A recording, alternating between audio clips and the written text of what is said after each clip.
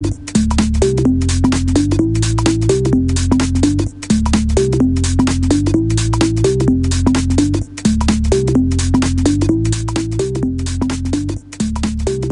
yeah, we are live. I think we're live. Are we live? I think. Yeah, I'm pretty sure we're live. Yeah, I think we're live. We figured it out. Yeah. Woo! Welcome again, everybody, to the Amuse Me podcast. What is up, guys? What is up? I'm here with my friend, your friend, everyone's friend. Give me 1 second, Matthew. You're making me sound friendly. Here you go. This works. Where is it at? Give me a second. Oh no. I know. I can't believe it takes forever to find it. Can you hear the crowd? I can hear the crowd. There's a small crowd coming to me now. Woo! I need to change the way this looks. Usually I have a small crowd after my head. There you go, right? So I changed the perspective on the look because it's better this way. And we're going to put up some things. There we go. What is up, man? Thanks again for coming in. This is a pretty late podcast, but oh well. You're welcome. I can't believe you didn't change. I thought you were going to change too, because you even said, like, should I change or not? Well, I was, and then my relief for work was late, so I had to drive over, and my phone was dead. So it's like communication wasn't my best effort tonight, if we would say that. What time did you get off? What were you? 11:05. Ouch. Usually they're supposed to be there at 10:55, but it wasn't too bad. It wasn't too bad, folks. Anyways, thanks again for coming in. You're awesome. We're just hanging out, having a good time. It is a little late, so if you are tuning in at this time, wherever you are, that's awesome. Because it's probably morning in other places in the country, right? Or in the it would in the be world. midnight on the East Coast and Central Time, past midnight at least. So there'd be some significant time. There'd be a different amount of time. Last time we were on the podcast with Michael, we actually had some people from Poland at the time. So it was at around 10 o'clock. Ooh, I like the Polish. So we don't know who is going to be joining us tonight. Anybody, anyone. We have I have a couple of topics to talk about. I got this little paper right here ready. See my little nifty paper of topics. I see. We'll go with it. And also, if you want to talk about anything, because, I mean, this isn't just going to be me as well. I mean, we're going to have a pretty big, vague conversation about anything. And obviously, Matthew, if you do not know the person, has a lot to say a lot of the times. Unfortunately. Yes, he does. So it's not a bad thing. It's really fun. He's a great guy. And this is going to be a pretty entertaining podcast. So let's go ahead and start things off with how you enjoying the new year, 2018. Woo! Well, let's see. The world hasn't ended yet, but it probably will eventually at this rate. I'm pretty sure they'll come up with, like, some other religious group is going to be like, it's going to end again this time. Well, yeah. Well, I like the description. Like, so I was writing a top 10 today, and one of the top 10s were Monster Rancher. And Monster Rancher's, its story is that a cataclysmic event destroys a supercontinent, and that was a bit awkward. Like, I can see that happening, but it'd probably be man-made at this point. Oh my god, yeah. We ourselves, not us in general, but humans are probably going to destroy the world. Woo! How well do you think that's going to happen? Like, is it going to be something like a global catastrophe where we destroy it, slowly getting rid of things in the environment? I don't know. What's So that's hard to say, in my opinion. Doomsday scenario. I like to think I'm a techno-optimist, believing that technology can catch it. But that doesn't mean I don't support any activism to protect what we have already. There's two sides to it. Why should we be forced to invent something when it already exists? Like, think of it this way. Me and you watch Black Mirror together. Yes. Black Mirror's technoparanoia. Okay. It can always go that way, but extremes are very rare. But humans to go to an extreme is very bad. I believe in Hegelian theory. Hegelian theory basically states that you're on a swinging pendulum, and eventually, to balance out, you have to go to both extremes. That's like one of the problems we see with gender right now. You see the left end of the extreme, and you see the right end of the extreme when we go into an acceptable balance. Okay, so it's just really bad when it contradicts itself. Well, that's... I don't know. I mean, obviously, if it does end up where we end up destroying ourselves, here's what I'm trying to get at is, like, in that aspect, is it going to be where we destroy the planet before we destroy ourselves, or obviously the planet will rebuild itself and it doesn't need human beings on it? Unless we become a level 2 society with energy grasp, we're not going to destroy the planet. The planet will out-survive us. The thing is that we won't destroy from an extreme. We have a very bad ability to be indecisive. Throughout history, we've seen that multiple times. When you don't usually make the decision, if you go into the extreme to another extreme, or even to a mediocre decision, is the better than letting it play out. And that's our biggest problem in humanity. Look at the Dark Ages. Look at many other things. The French Revolution was that same exact way. Okay, so it's just... Well, I don't want to say that it's a negative and a negative to create a positive, but it's just making more chaos out of it, correct? In a way, yes. It's the belief that thesis plus antithesis, I can never say that word, equals synthesis. So synthesis is obviously what we're headed for, is that's how it's always worked. We've seen the extremes. We've seen the left and the right in any form or context to become a civil society, because we've lived in a world that's been mostly autocracies, but then when the 20th century swung around, we switched into more of a social sense, trying to become into the opposite communism. But what it really is, the best systems have always been in the balance out. It's a balancing act that we seem to fail at over time. It's a multi-layer thing, but it does happen. So it's just like weeding out all the negatives, the stuff that doesn't work. Exactly. It's basically, if you put it into proportion like evolution, is this how we're supposed to socially evolve or naturally evolve? Is this how society evolves? Is society a social or evolutionary structure, which science is close to proving, or if not, has proved? Even if we do like get into that kind of aspect where if it's an evolutionary path, wouldn't we be able to change it with certain things that are introduced to us, like in this aspect, technology? Well, yes, you definitely would, because if you think about it, any environmental change is a natural change. People like putting synthetic against natural, but unfortunately, natural's everything. What can you say is not natural to something that is natural? Yes, there's things synthesized from the natural materials, but it's still within the natural realm. It's still made of the basic building blocks of life, such as atoms, electrons, neutrons. So even in this aspect, let's start off with saying, like, if you told a story, that story was written down, that story after it was written down was put on the computer screen, it's still pretty much the same basis of what it is. If you copy it for word, it's the same, but changing it just a bit, that can be a natural process. If you look at it that way, everything has a natural process. Dissent always turns to peace, peace turns to dissent, anarchy to society. And it's just weeding out the little mistakes or the bad things in it. Well, yes, little mistakes are exactly what usually causes things. Just look at John F. Kennedy and the Bay of Pigs invasions. He overshot. It caused more trouble than it was worth. It's the same kind of aspect, is that we overlook our own problems in small doses. And I don't know. I think that as us as humans, is that natural in evolution? Oh yeah, we're not perfect. There's no sense of the word perfect. That's obvious. Like, what is perfect? No one knows, because obviously if there is something perfect, there'll be something more, I guess, perfecter than that. Well, more perfect. Many theorists, like Jared Diamond, have thought that, well, we're not going to evolve. Like, our bodies aren't physically evolved. We're going to technologically evolve, so we don't have the need to do it. We've eliminated social Darwinism, where basically... It used to be survival of the fittest. It's not anymore. Everyone survives at a higher rate than ever before. I think that's on you. Yeah, I think. Do you want to get it? Yeah, I'll grab that. Go ahead. So again, Matthew is a very busy person. So he obviously has to answer his calls right now in the middle of the podcast. But it's okay. I didn't answer. I turned my phone on silent. Anyways, going back to and all this led to was just asking him how well 2018 was. Exactly. And yet again, how was it? I mean, are you ready for change? Are you ready for something new, or you think it's going to be a repeat of 2017? I agree. Change is always what's correct in society. It's a constant flow. It's just balancing out the change is what's needed. There's going to be things we don't see. Black swan events all the time. We don't know when something bad's going to happen. We only know that things are going to flow in the way they flow. We can't predict the future, nor can we scientifically accurately predict the future. We can only think of a way that we can predict, but we can't say it's going to happen. Like I know many political strategists predict the impeachment of Donald Trump.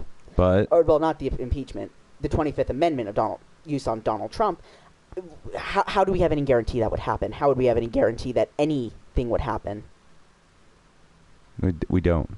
Exactly. So when you say that, it's going into a conundrum to say, what happens if an asteroid strikes tomorrow? We don't know. I mean, obviously there are some scenarios where the government or I guess NASA has some scenarios where they do have, if that did happen, right? Well, we can use predictive abilities. But obviously that's not something. We can prevent things, but we're not going to see everything. There's just too many possibilities. Math just simply lays it out for you. 1 times 1 is 1, 1 times 2 is 2, then keep on multiplying by the same, by different numbers. Everything, that's every possibility, every fraction. There's an infinity between infinity. That's what the saying is, so. No, it's just, who knows? Exactly. So it can take any route. What route do you think it's going to take? A positive one or a negative one? Well, obviously they are infinity. So if I was going to prognosticate this, I would say it's going to probably take a worse route before it takes a positive route. But the worst route will make the positive route all that much better. Right now, we are currently living in a paradigm. A paradigm is a time when things are changing. The world is changing at an exceptional rate. We don't know how to handle it currently. So when we get into a bad, we're swinging back to the good again. But that means the good's always going to corrupt, just like the bad's always going to purify. Okay. It's the same level. It's a thesis to antithesis. I guess you could say, like, there's always that yin and yang aspect of it. I mean, that's a way to look at it, but I think it's closer.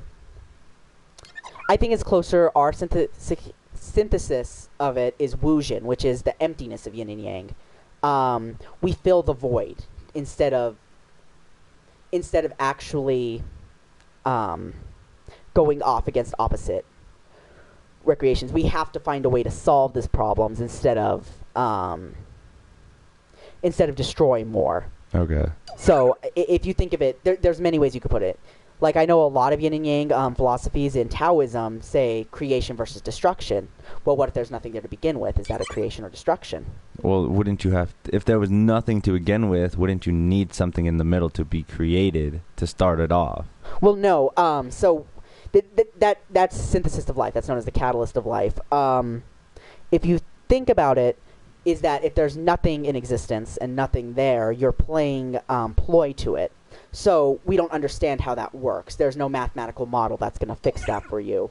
But if you're on a balance scale, they have to equal each other out. Like, we already know antimatter exists, matter, antimatter, though we also know the universe isn't equalizing because antimatter also isn't as plentiful as matter. We don't know why. So is it that there's one yin stronger than a yang? It's just, we don't know. That's, again, one of those mind-blowing questions, I feel, anyways, because I've always wondered, like, if you always have a negative aspect or something negative that happens, would there always be the positive thing to retract from it, or something that happens to counteract it? I don't think necessarily that's true. No. I really don't. You can have continually bad things happen, and there's not enough good to take it, or you can have the exact same. There's not enough good to counteract the bad. It's a continuous cycle. One's going to change balance to the other. Okay. Again, well, I guess you could say, like, well, I'm switching topics, but still trying to stick with the same thing. The whole incident with the whole Logan Paul thing. Oh, God. Because obviously it was bad, but did you hear what happened to him now? He got his YouTube Red series taken away? Yeah, and from the Google preferred thing, where they actually, recommend his videos a lot, he got taken out from that as well. So he's losing, they say, estimated 30,000. That's not surprising. Unfortunately, it's a drop that calls a wave. It's the butterfly effect in that manner. Yeah. To think, though, I don't think the censorship's the correct option. It's when people become censored is when they become rebellious. As soon as you are censored, you're angry, no matter what. So let them say what they say, but you always have to be ready to rebuttal the beliefs, because if you don't rebuttal them, they're going to continue believing, or there's not going to be a common stance, so you'll hit a wall with them. So I guess YouTube kind of has that problem right now, because they're like, they obviously let the video happen, so it was on there, and they're like, we should have took it off sooner. It should have been, we shouldn't have done as bad as we did to get it where it was. But then again, isn't that taking away from the freedom of speech? Like, if he really wanted to, he can do that. So my extension to that is that, yes, it does take away from freedom of speech, but I can see where the respect plays. I think the public has become their own judges, and that's a problem. To an extent, they have their opinion, which isn't the problem. It's the problem how they pass down justice. What people don't realize is that we're socially more powerful together than stronger. So when we form a common enemy, it's the most dangerous things. The governments are afraid of people for that reason. So when you look at YouTube, I think porn should literally be on YouTube with a subscription base, or some form to prove you're over 18, like it was when it first started. Social media is not in the Wild West. If you look at models, that's why when I'm talking to you, I'm telling you Facebook's going to do a monetization model. There's no doubt, because they are a little, believe it or not, looser than YouTube with monetization. But they will also deform into a different way too, because unfortunately it's unruly, so regulation. So you have to continually tie and untie to stay within the balance. Because there's obviously, with that whole switching to the monetization with Facebook and their videos, that plays a big role in YouTube videos. Like, what if a lot of people use the content that they first had from YouTube and start uploading it to Facebook now? I think that's Facebook's plan. I honestly think that's Facebook's plan. Just to totally... They're going to try to throw it off. It's a common thing of competition. We see it all the time in business. They take a common model, warp it a bit, and make it their own. I think Facebook has a more powerful commenting platform. It's more personal, which is really scary for YouTube, because YouTube's very impersonal. On top of that, Facebook, I feel, has a better notification system than YouTube by far. If you haven't seen what the adpocalypse has brought, or what the timing has done. Like, just one video is going to change the way it works. And a lot of people don't understand the algorithm. The way people are interacting with this platform is changing the algorithm where people can't control it. And that's going to be pretty weird to see that start to take shape and form into its own evil genius thing. Well, algorithms are AI, but they're not complex enough to beat a human in AI. The problem is it takes complex mathematics. There might be some algorithms out there that can, but they're not within the public sector. No. So I guess whatever system they end up using and how they end up making their Facebook monetizing videos is going to be it's going to be fun to watch. Let's put it this way. YouTube will catch porn immediately as you put it on, from diagnostic sounds, certain shapes and stuff. Facebook will take almost a day to moderate it. Most times. Unless reported. Crazy. Yeah, so it's funny. Like I was just reading earlier that Zuckerberg wants to make Facebook to prioritize posts from family and friends instead of sponsorships, which is a very strange business move in my opinion, because you would think they'd go sponsorship to sponsorship. Okay. And what does that accomplish if they were doing the sponsorship to sponsorship? Less money, but in my opinion, they're using this to drive more people into Facebook at a time when they're going to launch something. I don't know if it's what I was thinking or if they have something totally different in mind. For example, they've been using their Facebook groups to complete like how to do their click communities. They have all kinds of communities on Facebook hidden from the public that are basically feeding into how to improve Facebook. They're using groupthink mentality, hive mind, to build a better hive. So that is something YouTube's never done. So is this what the future is? It's hard to say. It's really weird too, because now that I scroll down on my YouTube or on my Facebook feed and stuff, I see little questions that say, what would you feel like if you had a superpower, or like little things like that. They're suggesting to me questions that I should answer and then post it on Facebook to share with my friends. Well, yeah. Why we don't know if that's going to work well or if it will is that humans in a group are stupid. They are singular, they're fine, but in a group, they are ridiculously stupid. Is that because they all try to think alike, or herd mentality? Okay, yeah. Most humans will fall into herd mentality, and it takes a lot to break it, because herd mentality generally forms in danger. See, the thing is once you say you get a terrorist who's able to use it correctly, I need to stop bumping the mic, they'll be able to make people flip out on Facebook. It's just like today I was at work, and there's this lady asking if we have all their information stored on their card key for their room. Yeah. And that's obviously not true, but she's heard from other people with information control, they're all afraid to get card keys for their rooms. So why would they all be afraid to get them? Because the group she's in believes that there's their information is stored on the card keys. But that's the whole problem, is that there's enough information control, accidental or purposeful, that allowed them to believe that. It's a falsification. Things get passed around, and that's just human mentality, is that we tell each other things. So, like, literally all the fucking card is just a swipe to open the door. Yes, our card system is just for the door. If you're on a cruise ship, though, on the other hand, all your information, but that's different because you're on an international, it serves as passports at times. Yeah, because they also have, like, credit system and stuff, too, right? Where your money is stored on there. Though, the question is, do we want to go that far to say that we need to be identified everywhere, or do we want to lean it back? I'm going to say the answer is somewhere in the middle. We will find a point.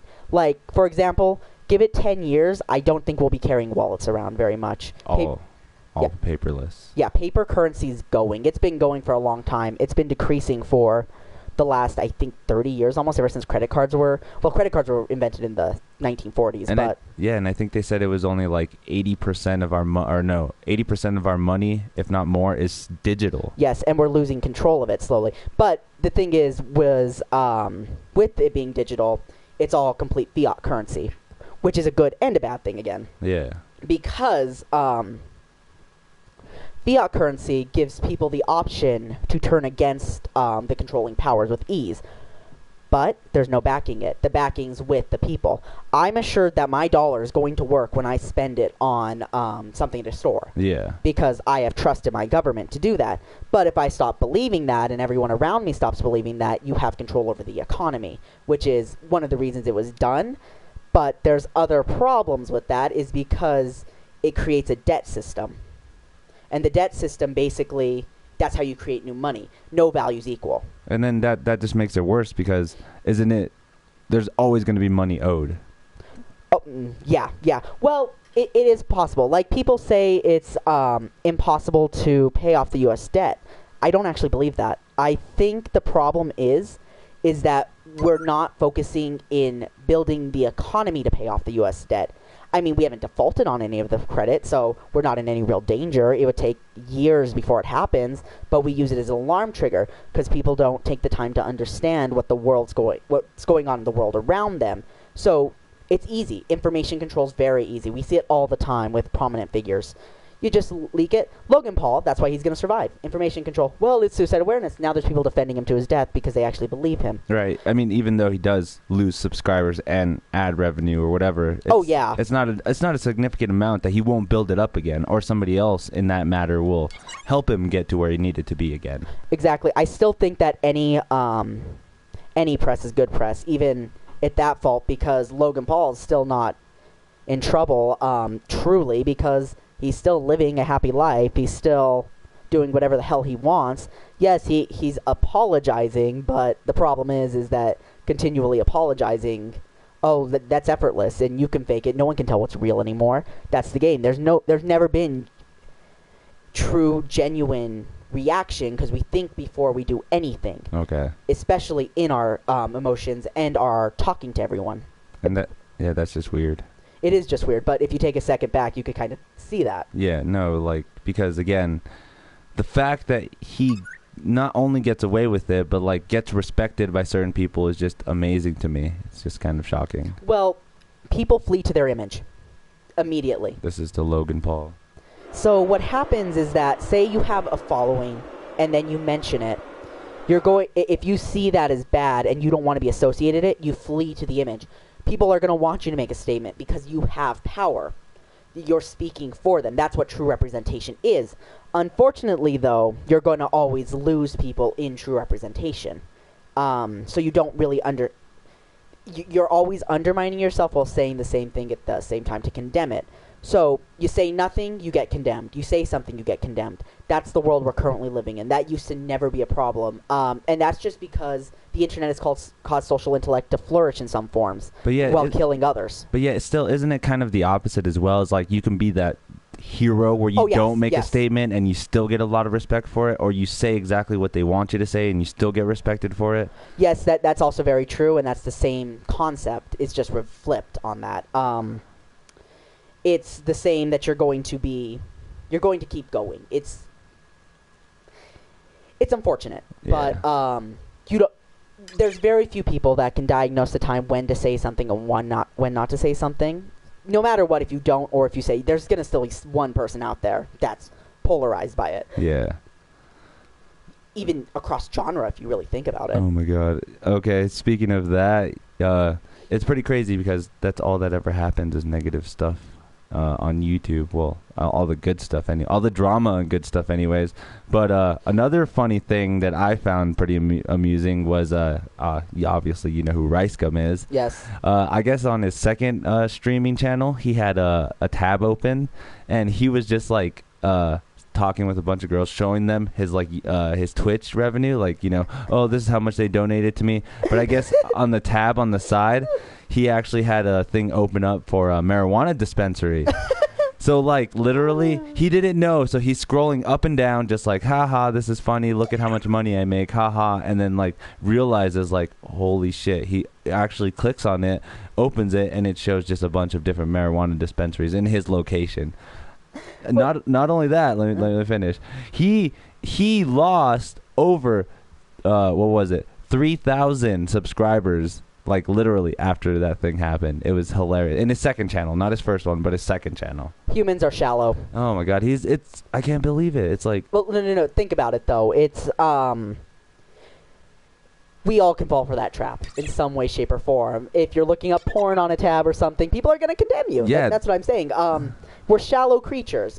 Even though we would be doing the same things, we're very judgmental. It's really screwed up. That's why you try to reserve judgment. You try to hold on. People turn a drop of water to a bucket of steam. That's how it's always been. Mountains into molehill. Molehills into mountains. And it's funny for some people, too. It's like, that would suck if it happened to me, but it's hilarious that it happened to him. So I'm just going to laugh about it or make a joke about it. Exactly. See, if I was subscribed to him, I probably wouldn't unsubscribe. We do attract controversy, so that's where you get the people who really want to see controversy, so they keep going back for it. Yeah. And that's where you get the big subscribers. Like, if you know Misha Shovey, I think his name is. Okay. He's a YouTuber. You probably know I Play Pokemon Go. Okay, yeah. So he got controversy off of Leafy is Here, and that grew his channel to incredible numbers of about 600,000 or so. What? And so people go back for the controversy. I think it's 640,000 or something like that, but it's enough where this 9 or 10-year-old kid's making a ton of money, and he's literally baiting people just like others have because it's a successful method. And of course, like, people probably do get annoyed. People are probably angry, but they still will go watch it or still go see it. People love being angry. That's what makes me upset, is that, like, they would be that dumb to go watch it. Sometimes it's just fun to be angry. I don't know. I just... Well, there's joking outrage. Like, I don't know how much real outrage there was over the body thing. Like, there's obviously people that were like, you genuinely can't do this. This is bad. But there's other people like, hey, you did this. This is my laugh for today. So I can be mad and I can play with the crowd surf on this. Yeah, it's just, I don't know. It's just ridiculous sometimes. Ugandan Knuckles, perfect example. I know, right? You grab onto a crowd. We find it funny, but there's someone out there who finds it angry. Can you imagine what a lot of the Ugandan people think of that meme? Oh, there's probably a lot of people out there that are... But then again, there's probably a lot of the Ugandan people that find it hilarious. Exactly. It's perspective. It's so weird how that works, too, because obviously there's no real reason to be upset about it, but yet when you do make it an issue, that makes other people think they should be upset. They're like, oh, well, maybe I shouldn't be laughing at something like that because other people are not laughing at it. Well, we're treating Logan Paul as if he killed someone.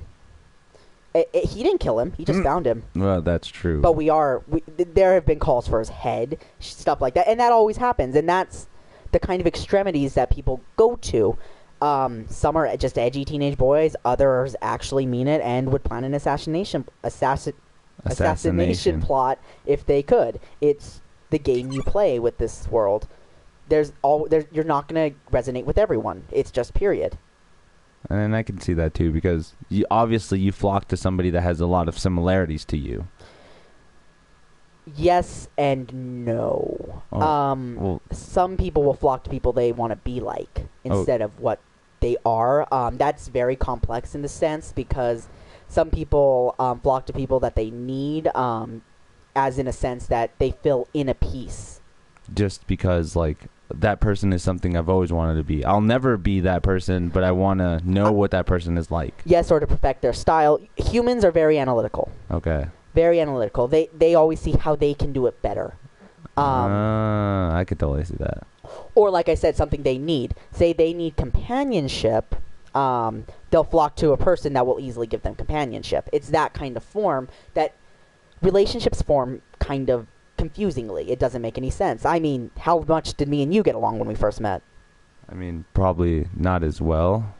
Well, what? We'd say 3 words to each other in a whole night? Well, as far as I remember, no. But yeah, it was very little, very minimal speech between us. So yeah, it's funny. Most people can have a reasonable conversation with each other. It's breaking the ice. Even as opposite of a view you have, or as stringent, you still are interested in believe why they believe that. We sometimes act ignored and bored and stuff, but we do care to an extent because, again, we're analytical beings. So does that bring into the question, too, why they would listen to that person? Because it's different? Like, obviously, if you had a different belief from somebody and they're like, well, I totally don't believe that. Why would you say something like that? Do they obviously want to keep arguing and hear what you have to say? Or is it just the mindset where it's just like, I'm going to push it to make this person believe what I believe? Again, it matters. The internet creates a lot of echo chambers, so it's very easy to find. Like, last night, I found a completely alt-right social media page that I didn't know existed. But if I was in that echo chamber, I probably would have known it existed years ago. Okay. To say that that's always the case, to force belief, some people like to argue for the place of argument. Some people like to argue to try to understand their beliefs, too, to perfect their arguments, to fight against it. If they perceive something as bad, they're going to go against it. It's nature versus nurture in that form, is that, yes, this was innately bad to you because you grew up from it, to a nature perspective, or no, that would be nature, innately live with it, versus the nurture that you have to learn from it. Humans aren't naturally born with deposition towards a skin color or anything. We learn that. That's nature. But some people lived throughout that, so they had the nurture of that. I mean, there's just many different forms of that you can take. I see it as, like, in my aspect, is like when you make fun of somebody or you crack a joke, there's going to be a lot of people that think it's funny.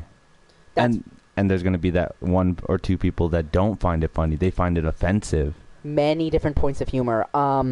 As I've seen lately, at least, more people are understanding, just running a Facebook group in general, more people are understanding that people don't mean it. People are too self-absorbed to mean it. People don't think about each other. They think about how to improve themselves. And that is something that humanity has to do. But to improve themselves, they have to improve each other. So it gives them a forced sense to do that. So obviously making fun of yourself is not a bad thing. No. If anything, that's probably a form of flattery to yourself. Because when you get really down, one of the techniques that I know is top for depression is to say everything you did bad, and then your mind will automatically start producing serotonin for some reason, because I don't know all the scientific facts behind it, but what happens is that you start, somehow good thoughts come in. It's an evolutionary resistance.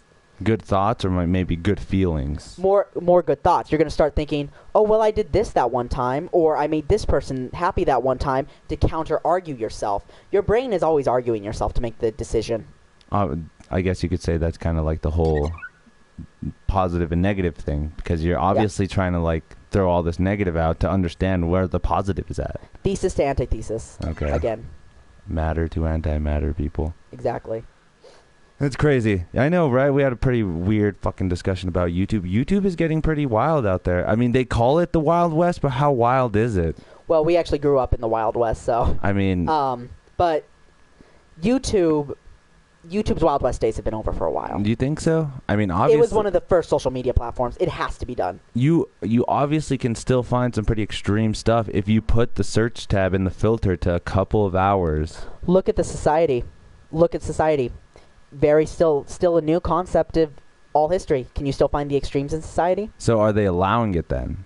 They can't stop it all. It's impossible. So it's just coming in too fast for them to control. Yeah, murder's an extreme. The extreme stuff on YouTube, same thing. It's too much of a flow. Like, you can't end all crime. That's an insane proposition. That's why utopias can't exist. I guess I could see in that aspect because, I mean, if you did have a perfect society, then it would be pretty boring. Well, that's hard to say because a perfect society probably would be on a level that we can't comprehend. Humans release so much dopamine for simple things. If we say perfect society, would that definition be pleasurable society, or would it be...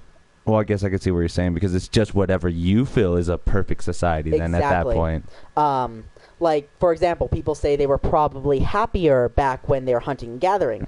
Well, yes, but what caused them to go into this development phase if they were intelligent enough to do it? Obviously, they wanted more out of it. They wanted more. Yeah. So, think of it this way. Actually, if you haven't watched this series, you probably should. It's by John Green. It's world history. It'll go from the beginning, and it'll talk about that, how humans used to have pleasurable lives, I mean, other than being extremely dangerous. Like I said, we eliminated natural selection earlier. Yeah. Humans used to have more sex. That's just something... There's predictions that they had sex up to 12 to 13 times a day after hitting age. Is that a natural societal thing? Are we trying to reach that again with a slow development? If we reach that comfortably with a comfortable society, comfortable development, is that actually something that's natural, or is that something that we syndicated? I don't know. It's getting a little bit weirder now because, like, obviously, like you said, back then it was easier, I guess, and more people did it. They actually, got it on. But I mean, now you have people that don't even hit that get all the way to like 25 in puberty, or they don't even get laid until they're 25. I mean, how does that help society in a way to like weed out evolutionary processes? Like, obviously the guy is not having sex. Like, does this guy need to be repopulating at the age of 30 so that his kid repopulates way later on in life? Is that going to be how it goes? Well, I mean, obviously that's a little over-exaggerating the point. That's more of a biological side because when you think a male can reproduce at the beginning of puberty, or the middle of puberty, at the middle stage, well, a female can stop at 50 or 40. What's stopping us? We want to be treated like pets. Let's be honest. Right now, humans want to be treated like pets, even though they pretend that they don't. What does your pet do on health? Do they have a job? No. Who feeds the pet? Unfortunately, I do. Yeah, who pays for the pet? I do. Who takes care of the pet's pain? I do. Okay, so what's saying we're not going to create our own robotic civilization that just takes care of us? Is that the maximum pleasure? I mean, will we find anything constructive to do? We are, like I said, analytical beings. Are we going to learn? Are we going to learn how to develop more in that time frame? Wouldn't we just find better ways to like make our pleasure more pleasurable? Well, that's going to happen. That already happens all the time. I mean, your brain can only still release so much dopamine. We might have to do genetic engineering to change that. But, like, for example, I know they're trying to genetically engineer genes that cause people to get extremely drunk really fast, but they drop a lot faster, so they lower DUIs and deaths in that way. But it might not work. They've also tried pills. That's another way to maximize pleasure. And that we want to be in a state of euphoria for our whole lives. Ecstasy is what's driving us. The only reason we want to collect money is for the experience of happiness. But there's also another reason, is that we only collect money, and this is what experts say, to feel safe. But feeling safe is a good feeling to us. Yeah, obviously. I mean, you don't want to be in a situation where you're in danger or you're just not comfortable. Yeah, I would agree with that. But it's that whole thing. And then there's other places of pleasure that we don't understand. Some people like being stressed. We don't know why. There's no evolutionary advantage as far as we know. But I mean, it's still an expanding field. That brings me to another topic or another question where it comes in that, well, does that just mean we just need to be have more AI technology or more technology implanted in us so that we end up experiencing these things better? We need to balance it. Okay, so for example, kids or certain athletes that have always wanted to be the best track runners ever, but the only way that we can do that is by genetically engineering their legs differently. And we probably will, which is unfortunate. Like I said, it'll swing to one extreme to another extreme. Well, and then where will that come to a play where it's like, is that actually you accomplishing that, or is that actually just everybody can do that now? So that brings into question, what is consciousness? We don't know. So if, say, consciousness transfers from brain to brain, say you can move my consciousness into you, it would be more like it's the body accomplishing it. If its consciousness is completely different, that if you lose a brain cell, you lose a piece of your consciousness and you don't even know, then it's you accomplishing it. It's the same aspect on that. You think that would be kind of the same aspect if you got like an amputee? You lost your leg, so maybe that's a little part of you that's gone that you just will never experience or never feel again? I think it's, well, yeah, in that extent, but I think it's more intimate than that because we don't know it's gone. Obviously, you've grown up as your whole life kicking a ball, and then you lose your leg, and you cannot do that feeling. That feeling and that loss is kind of the same thing, like you said, of losing that little bit of consciousness. Difference is you know your leg's gone. But see, if you lose a memory, do you know it's gone? That's true. I guess that's true. Exactly. You don't know it's gone. So are we just blind idiots, or are we just as simple as a computer?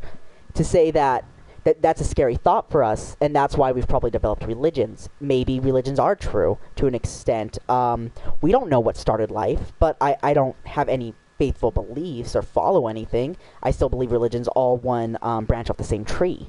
And that's kind of its own little thing, is because if that's the case, then AI technology is contradicting a lot of religions. That's like, well, that's not naturally how humans should be. Or natural evolution. Are we going to transfer our consciousness and that's what we're going to be? What is natural at that point?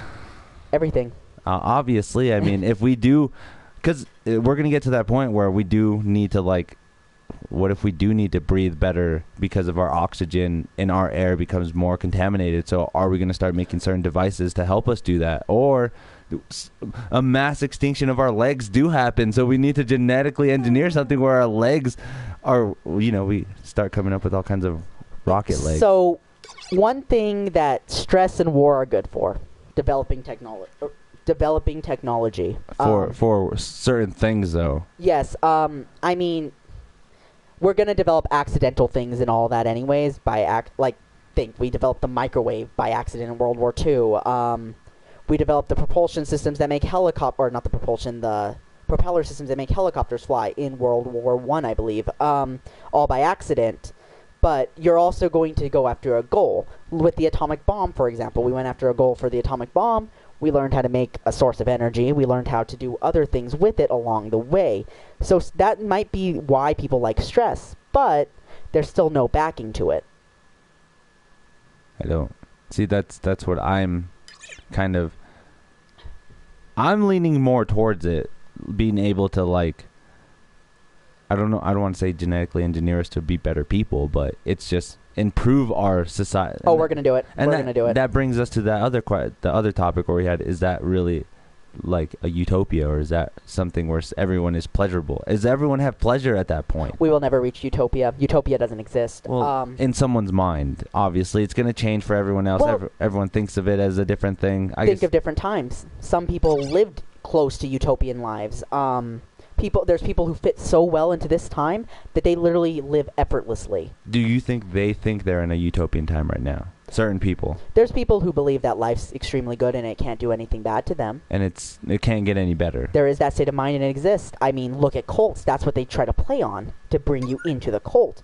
And so then it's a teaching complication to say, hey, you know what? You like this too. Let's bring you in. Say it's a drug. Well, look, while you're on this drug, drugs are manipulative. You can tell the drug, say that the drug is like, say it's morphine. Oh, you'll never feel pain under this, and your mind's in an altered state slowly, so you're going to start believing it, and that's what happens unless you're able to go across it.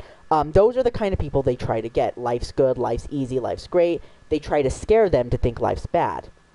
I mean, that's the problem with the media now, too, is people are afraid, though we live in the most peaceful time in human society. That's what I love, is that, like, they'll report on more evil and bad things that happen in the world than anything good. Like, maybe out of, like, the 50 bad things that they report about, they tell you one or two good things, when it's quite the opposite. There's so much more good out there that happens than what bad. Exactly. But think of it this way. Are you going to watch the good things, or are you going to watch the bad things?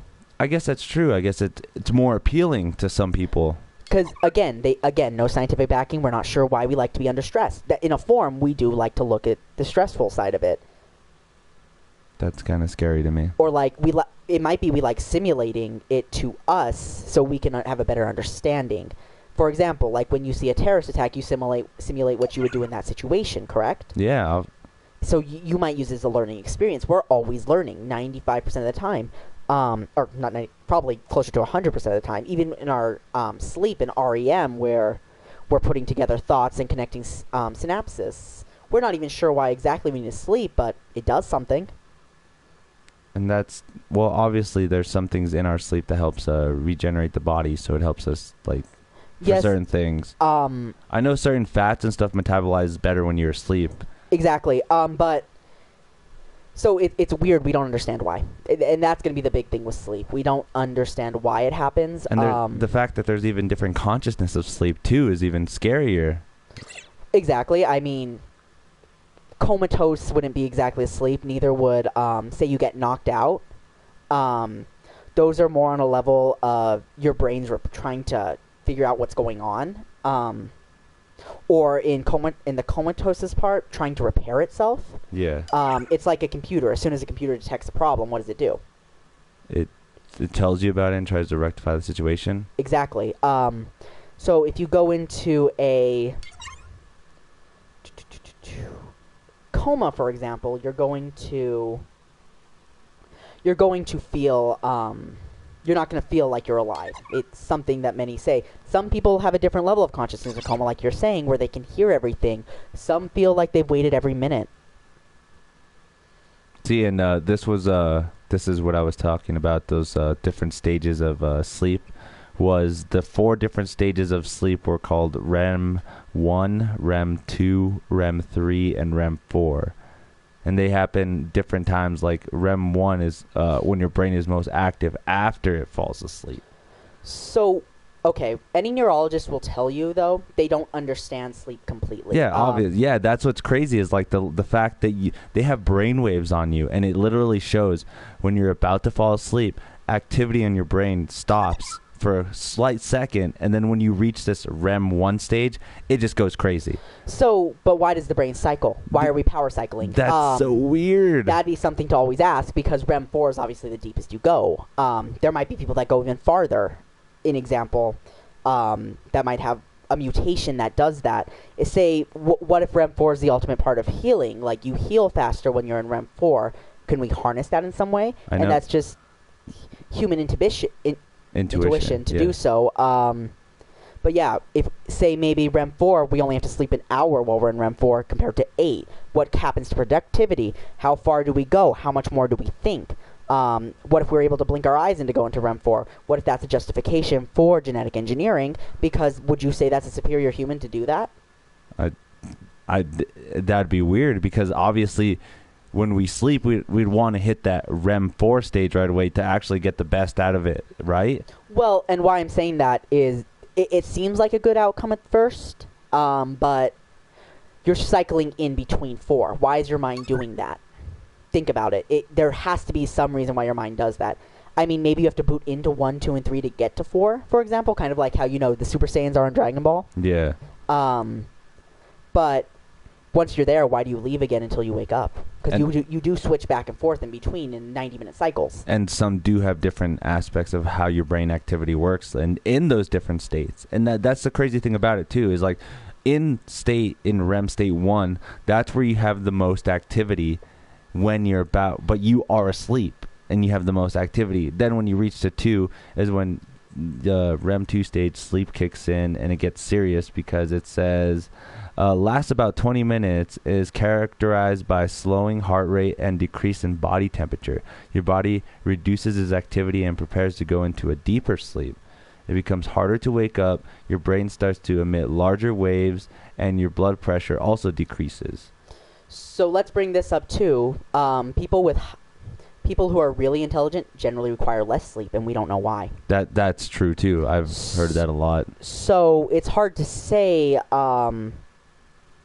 which one really is the way. Maybe there's two sides to it. Maybe you can go two different ways, two different evolutionary paths. We need experimentation to balance it to make ourselves smarter, because if we're going to keep changing ourselves, we're going to have to do it for the better.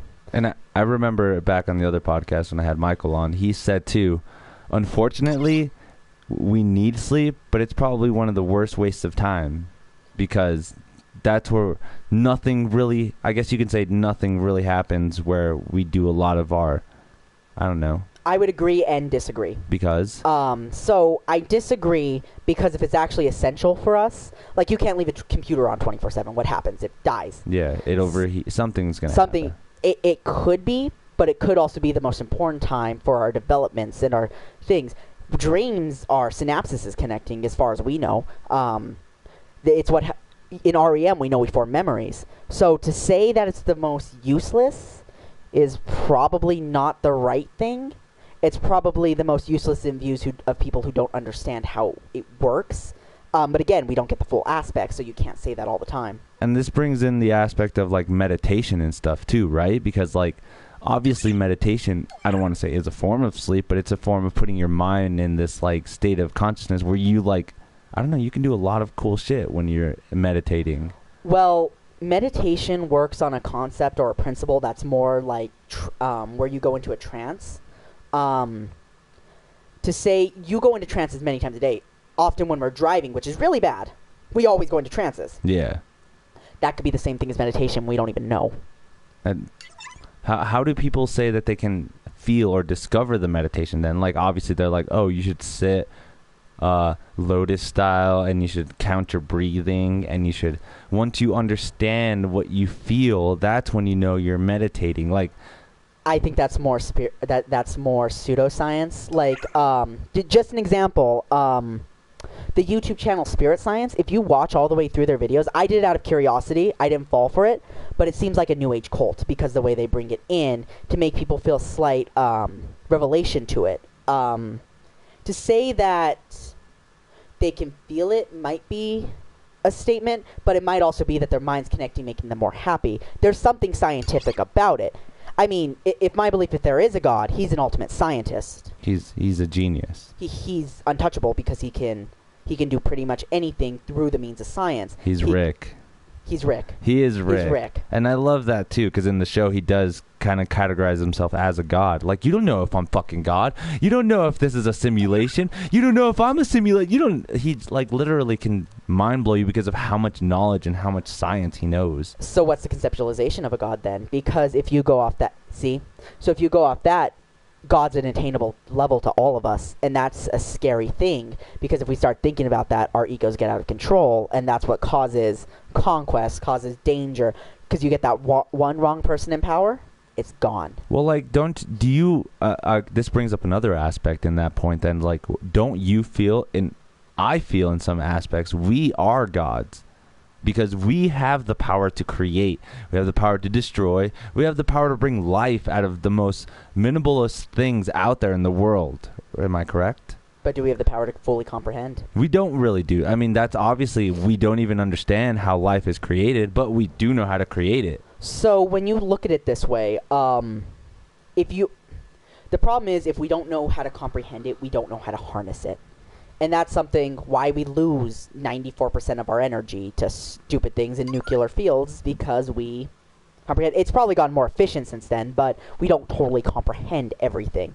We thought for a long time we thought the atom was the smallest unit. It turns out there's a quarks boson. There turns out there's quarks below the quarks boson.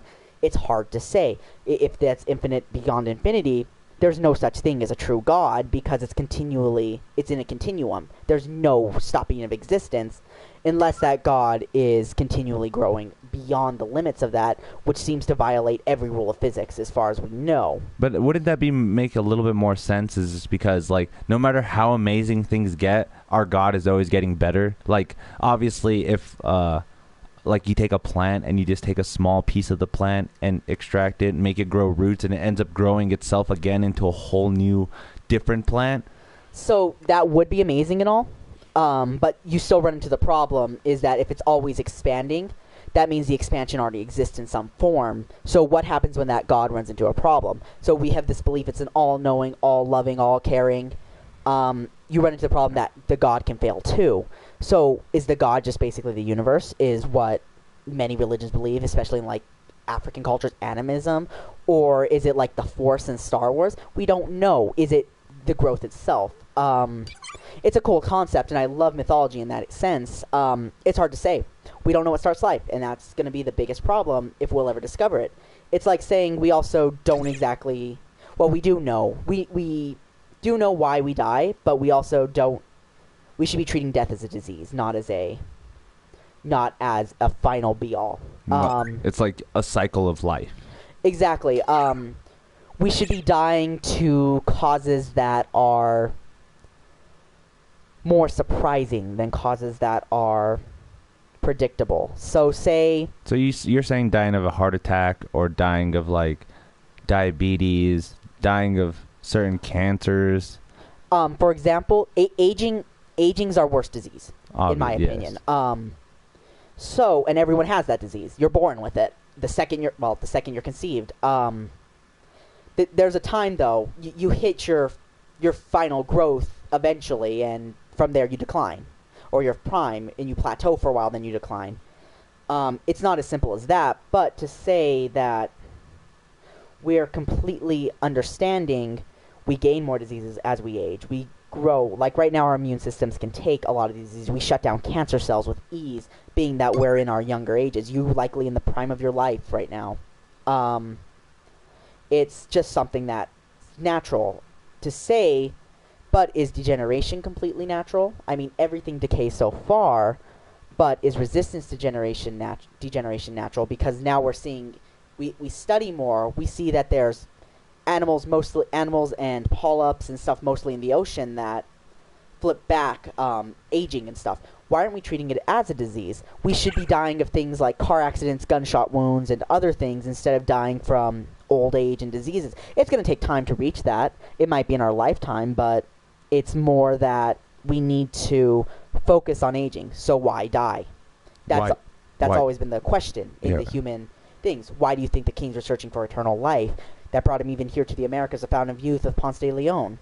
Yeah, it was just all about staying young forever. I mean, you still see people trying doing it nowadays with the way that they do Botox, the way they have different methods of staying young. Even though they are still aging, they're still going through the process of, like, their bones are getting older, their skin is getting older. They don't even have the original skin that they had when they first were young. It's different skin, and obviously it's way, way more... It's not as durable. Treating the symptoms doesn't cure disease. That's what we have been led to believe our whole lives. People think cold medicine treats the disease or the virus of the cold. No, it just hides the symptoms. We're masking it. Yeah. So it's saying that to cure we have to work on curing the disease, not treating the symptoms. There's things that obviously help. I mean, I wouldn't be the best. Exercise helps for whatever reason, or eating right too. There's a lot of aspects. Even thinking right would it kind of help, because obviously you're healthy chemicals in your brain help a lot. Though there's time negative chemicals are needed. So it's impossible to say. Like, it's funny, some of the centennials are the ones who are lived past 110 years. Some of them had been through World War II and all that, and stressful times, yet they're outliving everyone else. We don't understand why. So it's just more study, more understanding. It takes time to develop these things. And I guess that's a lot better than what it was back in the day too, because obviously you see how people, dude, nobody even lived to they were 30s back in the day. Well, okay, that's actually a myth. What it is that there's such a high infant mortality rate and child mortality rate that they would die off, and that would where the average would be. Women used to have more children because children were less likely to survive. So to pass on your genes, genetically, you basically had more kids. So the stronger would survive and then go on, pass on their genes.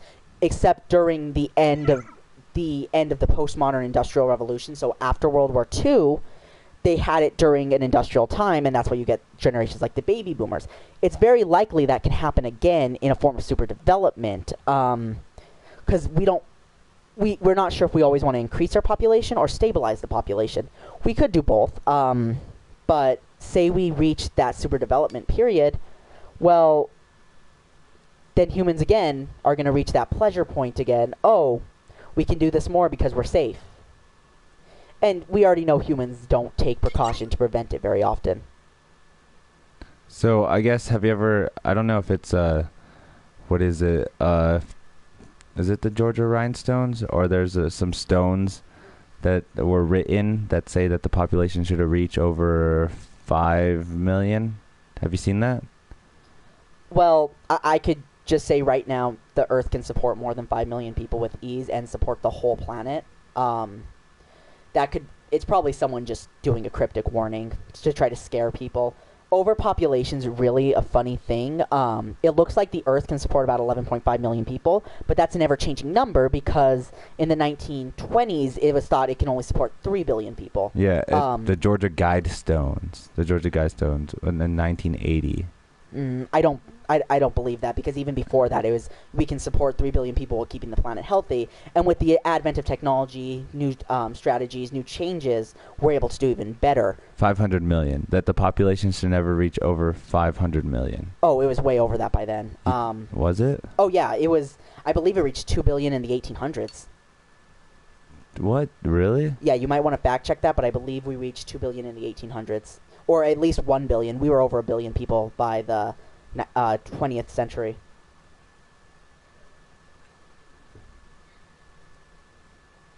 It's hard to imagine too, because we had a significant burst of people at one point where it's just we lost a lot due to the plague and stuff, and then all of a sudden it just boomed up and we got a lot more again. Like I said, when we feel safe, we tend to do it. The 90s, more people. So in the United States, for example, the 90s and 80s were a safer generation, so more people had 3 or 4 kids. Well, now we don't feel as safe or economically secure, so we have 1 or 2.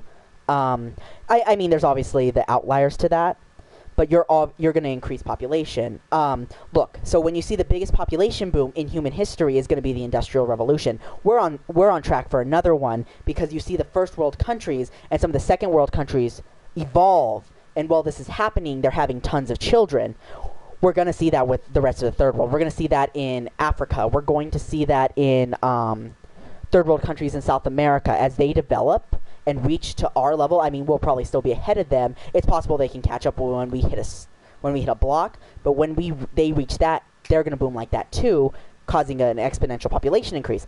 But when population increases, you also have more in the gene pool. So more in the gene pool, more mutations, more permeation to say, maybe this person has an IQ of 400 on accident. I mean that's exaggerating, but yeah. Say that person's able to solve a lot of these problems. Well, guess what? We're set. That's how that's worked. I mean, it's hard to say. Have you ever been to a third world country? No, unfortunately, no. You've been to Mexico? Yeah. That's a third world country. Well, it doesn't seem like it is, though. But anyways. So, say, as Mexico's a developing country right now, would you agree with that? Mexico would likely, in all honesty, boom in population too as that happens. So it's hard to say, does every development period, because every development period in human history has shown that there's a population increase. It goes in a more like a connecting parabola. I forget what they're called, but it's a wave chart. So every time after a great boom, it goes and then it levels a bit, then it does it again. Is that natural? Is that because we're the most successful species on the planet?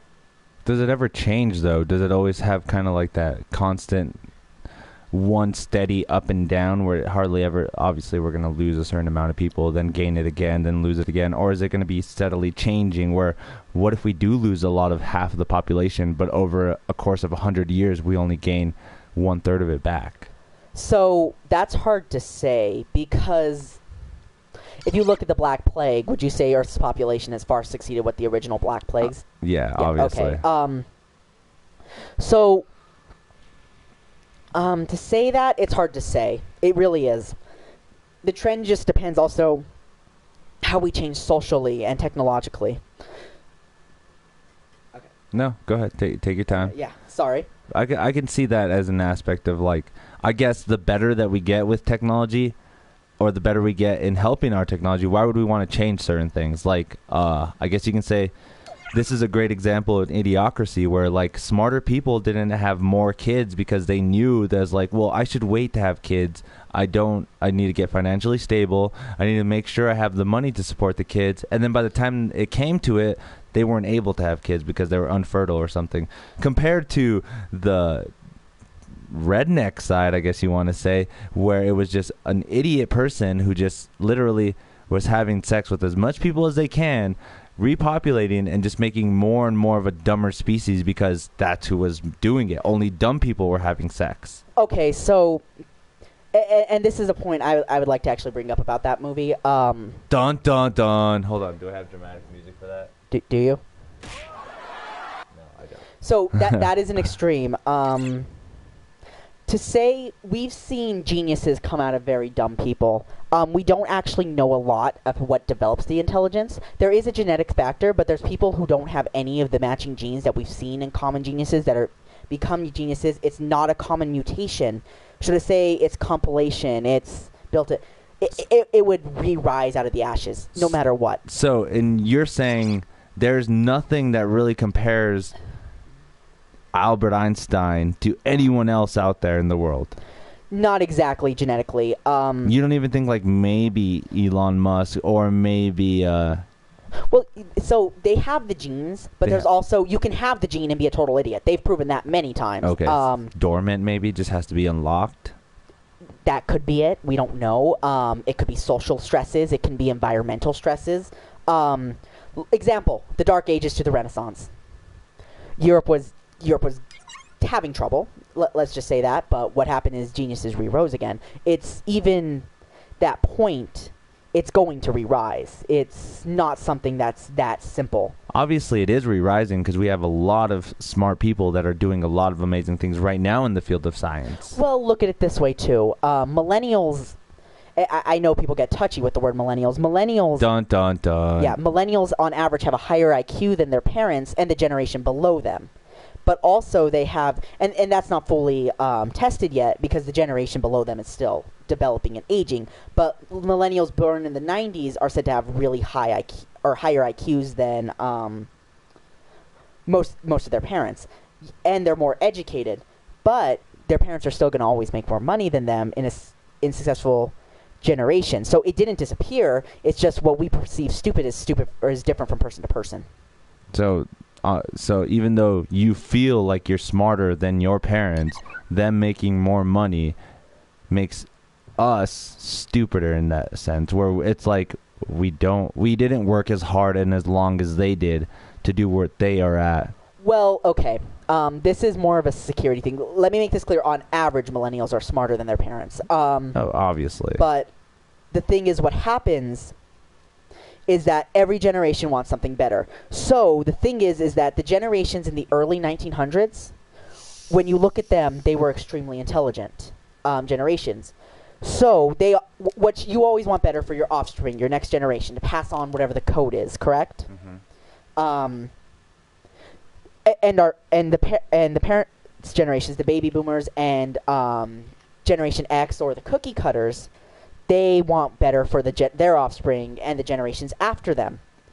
But the thing is that when you become lazy, that's when things corrupt because you can get away with it. Why do you think all these scandals from the 80s, 70s, and 60s are all coming out now? I know, that's hilarious, right? I mean, obviously, a lot of people grew up with that and still appreciate a lot of those things that happened in the 80s. But us, I don't want to say us as millennials, but a lot of other people are now, they're disgusted by some of the stuff that they uncover with, like, oh, I'm just going to use some examples. The whole thing with Bill Cosby, that's one of them. The whole thing with Bruce Jenner. In the 80s, that guy was a hero, an Olympic hero. See, it's that people fall asleep. When we get happy, we pretend there's no bad. And we let less bother us. So when you look at the political landscape of the first world countries, and the second and third world too have this problem, but the first world is that it develops so fast and so strong going in, you run into this major problem. The people are too comfortable to vote. People are too comfortable to decide. People are too comfortable to even break away or to challenge notions. So when a generation of them challenging notions, it gives an immediate resistance feedback to previous generations. Well, it was good in my time, but they don't obviously analyze every time because they never had to do that before, compared to defining events. Like if you look at the Gen X, they have a defining event that the Berlin Wall fell. They thought peace was going to be forever. The United States was an unrivaled superpower compared to there being inclining powers. Or if you look at the baby boomers, they went through the hippie protest and all things like the Cold War. Again, though, a very comfortable time. You didn't have to worry. Instead, when you look at the defining moments of millennials, you run into a few things. You run into 9/11. Okay. That's a very bad one. You can also kind of run into the Berlin Wall at the beginning of the millennials, but millennials started in 1984. So the big events are going to be 9/11. Then it's going to be the 2008 crash, and then you're also going to get basically reconciliation towards the terrorism that people have seen and mass media. So this has changed the perspective of the people. And this is very strange because the generation below is usually smarter. So when you first see this, the lower generation, and again, this is still the latter half. We're not sure because we're pretty sure this generation isn't even over yet. They've grown up with the knowledge. They've grown up in an economical time. So it's the result of the resistance to change that's brought back old things. Like, there should have been no need to put in Common Core math, even though there's an example to use it as... its example makes sense, but it should be taught alongside regular math, which some teachers have employed, but that hasn't changed. Fully taken effect. So then they also try to do writing literacy. They are very bad at writing literacy. For example, if they're less likely to take penmanship very easy. So eventually we're going to come to a time where humans can't write, but that's a long time.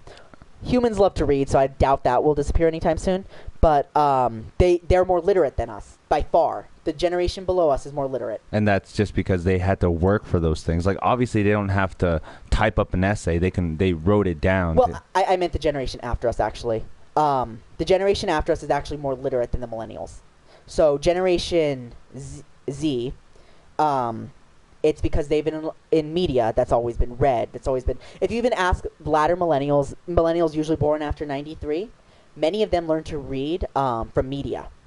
So, for example, I've heard a lot of people say they've learned to read from Pokemon. Yeah, I've heard that too. And it's increased their Lexile. Lexile scores are out of control now, but Lexile, when you're writing at a 11th grade Lexile in a video game, humans will naturally adapt to read after learning basic sounds in phonics. And that's just adapting to what they're seeing, right? Yes, there's obviously structure to build with it, like they're still learning stuff in school, but it's what's happened. So with all this media in existence now, the generation under has learned how to read.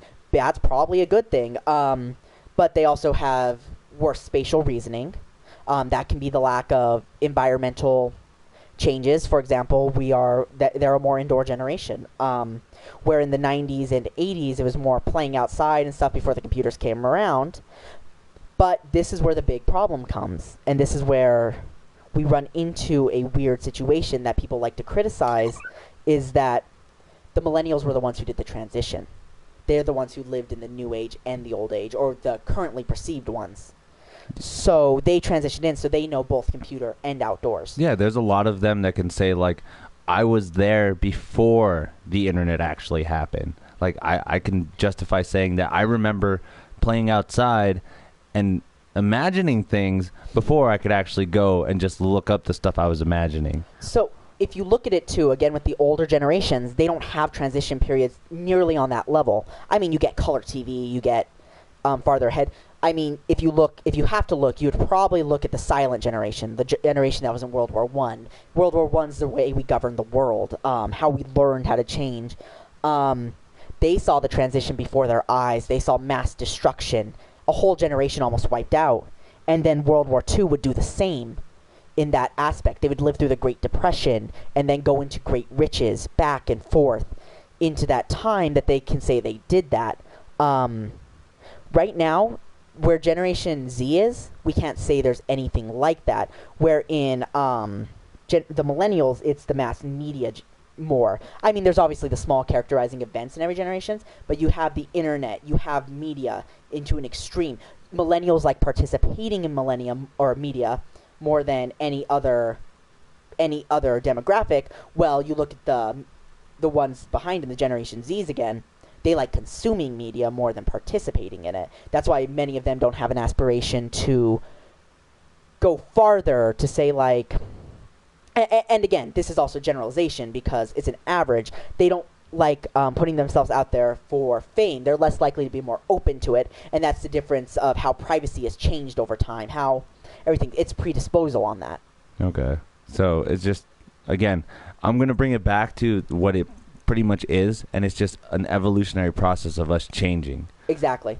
And the hard part is though, not knowing how fast this change is happening to us, because obviously a lot of people are thinking like the change is happening a lot faster than it should have because of the technological development we've had. Okay, so the big thing on that is because they're thinking that actually prevents it from happening. Obviously, like... So that's the best thing. So they say internet security kind of things, right? Okay. So, for example, we think AI is going to take over. Well, that's in the common conscious of the mind, so we believe that we have to stop it. So what are we going to try to do every time? For example, Facebook released an AI program, and it developed its own language. You know how fast humans shut that down? 32 seconds. So we're aware. If we're aware, we can prevent it. And that's generally what we've done. And again, the millennials are a generation that does that compared to previous generations. With examples like global warming, I know there's people out there that think global warming doesn't exist. I hate to tell you, scientific fact is not on your side. Okay. And that's just, again, those generations are just brought off with what they've learned. Exactly. We don't know if learning has an adaptation process, but there are obviously people more open in that generation, and there are people who see the problems. But again, it's that quiet period. Quiet silence is the worst. And like I'm sure you've heard the song, "The Sound of Silence." Yeah. It's talking how you're going insane from the silence. So allowing this kind of buildup was going insane from the silence. And I guess you can say us as a generation accept not being so silent. We want to hear what's going on out there. We're a loud generation. We really want to know. We just like, why don't you tell me, or why don't I hear what is going on? That's why I really want to emphasize, and like a lot of our generation is more open to different ideas and different tastes of what happens out there in the world. I don't want to say like my parents are like these like narrow-minded people, but they kind of are when it comes to politics, when it comes to music, when it comes to fashion. You're exactly right. They have all this one-minded thing, and then us, we're just like, well, that's a little cool, that's different, that's something I could look into, or I want to know about. Maybe I'm not, maybe I don't like it, maybe I won't like it, but at least I know about it more than what my parents did. So it's weird for me because I came from a leftist and rightist society where the left is more open and the right is more locked off. I mean, conservatism's against change. Well, the left expresses change. The problem is that sometimes the left expresses change a little bit too much and a little bit too fast, but that also gives us predisposition for a balance to say the conservatives, wait, this isn't right. You're naturally going to fly. We feel like the political spectrum is more of a circle. If you think of it in a way, you're more going to find that the older generations won't agree to different facts. They're not open to the different facts, and it's a sad part. The smarter ones are usually open, and that's generally open to hear it doesn't mean they're going to change their opinion, but they do want to hear it. And there are a lot of people like that. It's just there's a lot of people who've lived, for example, in the South, the families, you're going to join the military because your great-grandpappy joined the military. You're going to join it because your grandfather, because your father. Right. We all have plaques on the wall. Yeah. We need yours now. That's the kind of thinking that's dangerous, because that's, again, a group kind of groupthink that becomes a herd. That's cultinistic. And in that sense, it's just no one has an individual thought anymore, right? Well, we probably consciously pick up on each other's and evolve them, and that's how things continually have worked. And that's where, the theory of hive mind would go well. To say on this computer, I make a suggestion to make it better, and then you hear it, and then you add another suggestion, and then someone else takes it and builds it. That's still technically, that's how we think, going back and forth with each other. Just constantly making it better. Yes. That's how we get introduced into new concepts, is learning from others. So using the same concept and barreling down is a form of censorship. So, and going all the way back to the beginning, it's that same problem with censorship that we have, is that we build that with people. I can see that. And do you think that, like, makes us dumber as a society when we're, like, given these rules and, like, censorship that we can't do certain things or help to make things better? I mean, obviously, if they don't want us talking about certain things, we would be censored for it, and then our ideas wouldn't be put out there, and nobody would ever know what we think about it, which could be something, I don't want to say mind-blowing, or something in a different aspect that somebody else could have thought. So I wouldn't say it makes us dumber. I would say it slows down development. So it takes longer for us to break out of it. So, for example, if you look at how things are going now,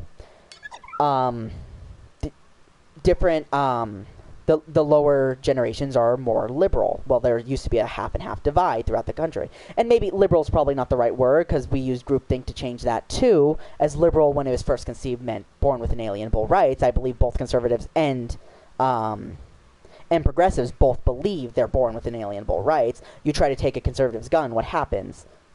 They're going to get mad. You try to take a progressive's freedom of protest, what happens? They're going to get mad. So it's the same basic belief, but we don't want to reach consensus.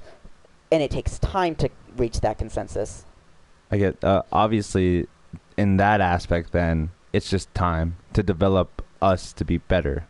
Yes, we're always developing to be better, but that means progress doesn't go in a straight line like people think. It's more of a up and down, this work, this kind of, that's how evolution is too. And it hasn't failed so far, has it? I mean, everyone's still breathing. Yeah, there's obviously some better things that have come out because of that process. As long as there's one life form that can procreate, or a life, or two life forms in the case of many animals, life will go on. It's gonna happen, likely. Even on a microscopic level. And it likely will, because it's done it before, and it will take the risk it needs to. It's this, everything goes in that kind of pattern, just like an economy too. So, like, that's what's cool to think about, is like, even if we do get destroyed, or if something happens on the surface of the earth, there's still a whole other different species of life that can develop and evolve down there. It's very possible, unless something cataclysmic happens. Since we don't have any confirmation that there's life on other planets or anything, we can't say that for certain. If there is, we can probably say it for certain that somewhere life will go on. To exterminate it all would be on a level of impossible because of the scale. If life is super rare, which we don't believe it's that rare, but there is evidence saying it could be. Because, again, we don't know what starts it. If, say, the whole planet's destroyed, there's nothing coming back from that. Well, not that the whole planet is destroyed, just where the surface area is unlivable. Oh, yeah. That's something will survive. Life is very durable. Because that's one aspect that I find kind of mind-trippy, is when they say that a shark or sea life has been around longer than most trees have in the world. Exactly. Look, this is a college humor joke. Have you ever seen God's Boss from College Humor? I don't think so. I'll have to show you that one day. So there's a scene in it where humans screw up everything, and is it a long one? Do you want to just look it up? Oh, it's very short. I'll look it up. Yeah, they turn the humans decide to basically have God turn all the ocean and water into orange soda. Okay. Or orange drink, something like that. Well, everything dies, but sea cucumbers. That would be the way it goes. For whatever reason, they endured it well. Wait, so it just still naturally changed? It naturally that wasn't a natural change. That was interference, but it's the same concept to say that something's going to endure. And I'm pretty sure if something endures, it'll reach intelligent life again. Because if the planet will live and survive and reform and everything back to its natural cause, intelligent life will grow out of it again. Is it a God's boss, Craig? Yes. It's something to do with marketing or... It's animated, right? It is animated, yes. Okay, cool. There's like 3 episodes of it, though. So I think one of them... It's something... I can't remember the name. I will find out now.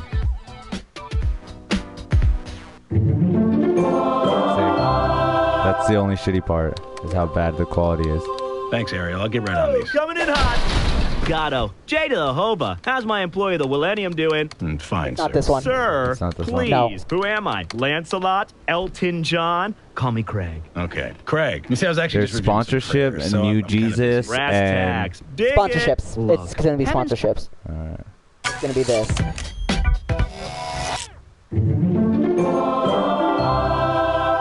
I can't tell you how happy heaven is to have morning munchies come up here and sponsor a miracle. Of course. An act of God seemed like the perfect way to introduce our new Fruity Cutie Patootie breakfast smoothie. I'll let our executive deity take it from here. Take it, G-Man. Thank you, Craig.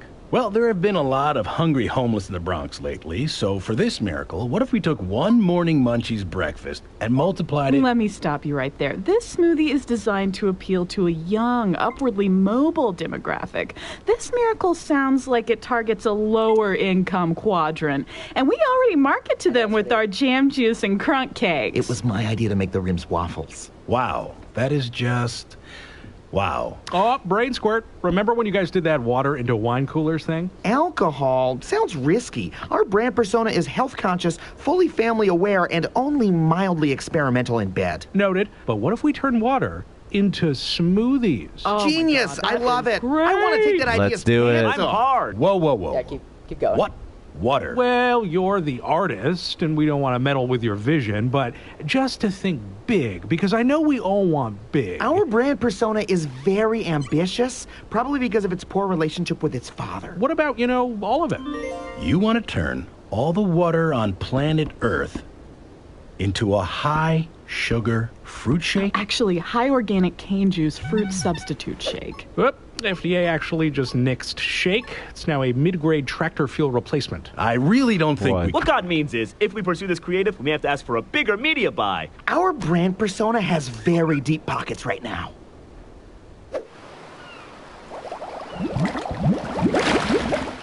Well, 99% of sea life is dead. Sea cucumbers are really thriving for some reason. Diabetes is up 6 million %, and life as we know it should be over in about 6 weeks.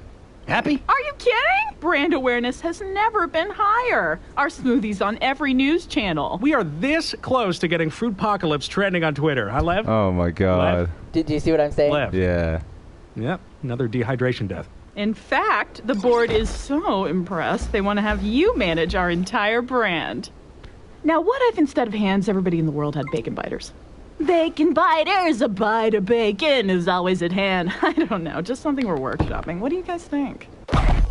Oh my god. So that's still like them. We're adapting to all those changes. It's a concept that something would survive it. Even if we're the stupidity that destroys it, that something will survive it. Oh my god, that's so weird. That was pretty. I've never seen that before. That was a good one. It's one of the classic ones. Sea cucumbers will thrive, people. Do not change the ocean into fucking soda. Are you sure plankton won't survive? I think it would too. No, Bikini Bottom will happen. Don't you think like different forms of life would just evolve? Like I'm sure they said the sea cucumber will thrive, but wouldn't it just like turn different plankton or different kinds of animals to adapt to it? Matters how fast they die. That's true, right? That'd be weird. Think of it this way.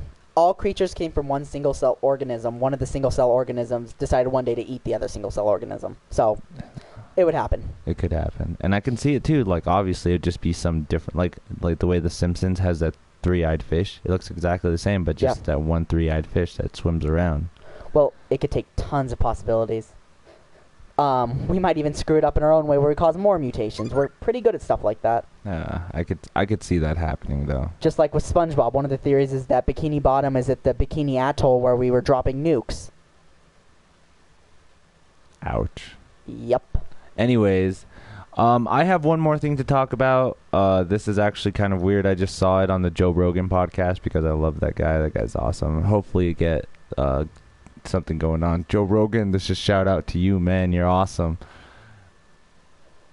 Sensory deprivation isolation chambers. Have you heard of those? So basically, you're completely isolated. You can't hear anything. You can't see anything, smell anything, sense anything. Yeah.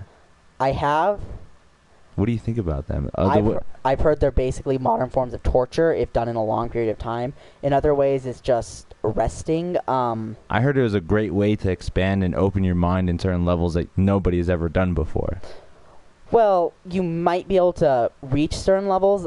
Your mind can definitely emulate different things like energy flow and stuff in your body. To say that it's completely... It's. I would have to see more evidence behind it. I don't know enough about it. I do know like an hour session's not going to kill you, but if you're there for 24 hours, you're going to go crazy. Probably. Would you try it? Probably. At least once. It wouldn't be bad, right? I mean... Well, is this the... They take away all your senses and put you into a chamber? Yeah, it's like almost like a little floating tank. It's water, and it's somehow they turn off your... How do they turn off your sense of It's like a weird like soundproof chamber. It kind of looks like an egg, the way that it's shaped. And then it's like almost airtight sealed. It's just kind of it's kind of like nerve-wracking too. It kind of feels like you can't do anything in there. You can't breathe. You can't.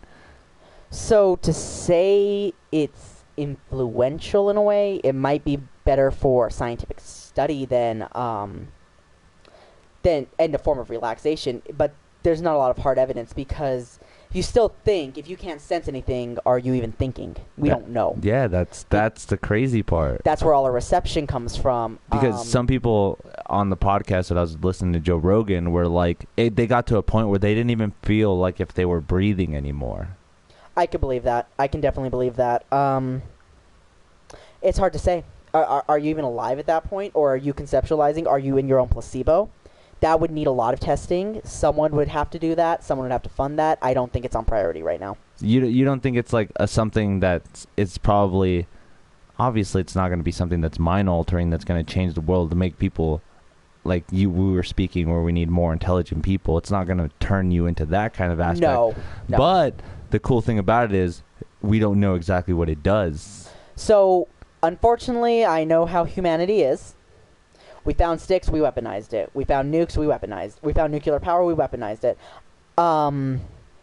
Like I said, that'd probably be used as a form of torture. Because after a while, you're going to lose it because you're alone with yourself. We're social beings. Every animal has some social form that has a brain long enough to interact. Even cells interact with each other. So, it's hard to say with that. Again, it's still moving forward. I don't know. I feel like that's something that would be cool to try one day. Well, to try would probably be fun, but you obviously don't want to get trapped in that. Yeah, I don't think I would. You know what'd be weird, though, is to trap your phone in a case. Have you ever heard of this thing called Yonder? No. Yonder is pretty stupid. Comedians and different movie theaters now are starting to use it, where you put your phone inside of a case and it gets sealed up. And it cannot be open until you leave the theater or the comedy special or whatever's going on at that point. Okay. How do you think that's a little extreme? It's extreme because it's not like an extreme problems, but there unfortunately in this world is something called an emergency. I don't. But again, so what you can do is if something does happen in an emergency, you can get up, exit the building. Well, you don't have to leave the building, but go outside of whatever's happening, the event, and an attendant will unlock your phone right away. Do you feel like that's too much time to wait for an emergency? It can be. It's dependent. But how do you know it's an emergency if it's locked up? That's a crazy thing too, because if you see these pouches, they look like just little like knapsacks almost, where your phone fits in there snug. But then there's like this weird device where you push it and it has a locking system. Someone will break it. Someone will find a way to break through it and find a way. It's hard to say. Maybe we'll get computers with the mind. We'll be communicating while watching anyways, where we're never away from the internet because of that social interaction. Say we're watching a movie, but we're blogging out the movie, recording the movie to show other people or show scenes. I mean, I'm sure that's again an extreme, and that will change because laws, the way people want to make money, perceive, so no one can do that. But if you're never away from it, and we don't like being away from it. We do. Humans do like talking movies. That's funny too, is because like obviously when you're in the movie and you see something funny, and you don't have your friends around, you want to say something. Yeah. You want to acknowledge that was a funny part. So I know I saw it in Dubai. I know it's happened in a few theaters in the United States. You can like rent rooms for the movie. Like you'll have your own private viewing room, and they'll also view the movie and stuff like that has been good. So like say me and other people rented a room, then you can talk in it. Is that natural? Because you'll start analyzing the movie together. Like no matter what, you're always going to even miss a second, even if you're watching purely. There's no way. I know you're one of the people who don't like being interrupted at all. I kind of like to watch the whole thing without any interruptions. I mean, if the interruptions do happen, I would want the movie to stop or be able to know that I didn't miss something. Which again, if you really think about it, though, if I remember I don't remember the whole movie correctly with scene by scene by every exact. Oh no, you only remember questionable moments. But then again, I'm the person that I need to see the whole thing, though. So I'm sure technology can reach that where it stops or where it does that. It might already be there if they start hearing talking. Snap. I mean, we have plenty of voice recognition. I mean, look at Shazam, for example. It hears it's already starting to do stuff. If it hears someone talking that's not in the film audio, or YouTube's voice recognition, that can be done where it stops like that so you don't miss part of the movie. But then you run into other inconveniences, such as if you're playing a movie for a whole audience or a show for the whole audience where it stops, it's going to ruin the show for everyone. So it's a balancing act. Maybe more people, instead of going to see it live, should probably invest in seeing it on the side. Like, for example, I've never seen the point of going to concerts as a person. Ouch. I've never gone. I've gone to concerts multiple times, plenty of times in my life, enough to say. To me, it feels that the experience, you're still getting the same song, the same music, and sometimes even slightly better online because it's edited or changed instead of mixed live. I think, again, it's the social interaction because what do people do at concerts? Meet and fuck. That's how that works. Damn. I mean, what would you say you've done different? Well, I said I would go to have social interactions and maybe pick up on a woman, but again, I do see what you're saying, because like there are some times where you're expecting the music to be amazing, but it's not, because obviously the venue has different kind of speakers. They have a shitty audio interface, you know, something in that aspect doesn't make it as it is in a live recording, like in a record studio. So this brings up the example of virtual reality. If we can simulate everything, why do we leave? Well, that's the question, though. Why would we simulate something that is so real? So, for example, we're disconnected by area and location. It still takes 20 hours to get to a country like Australia from here. To say that... but obviously we can still interact with somebody in Australia. Exactly. But say virtual reality, we'd have more of an intimate talk to them. You would understand body language, especially if they're simulating it at a higher level. You'd the queen. Yeah, exactly.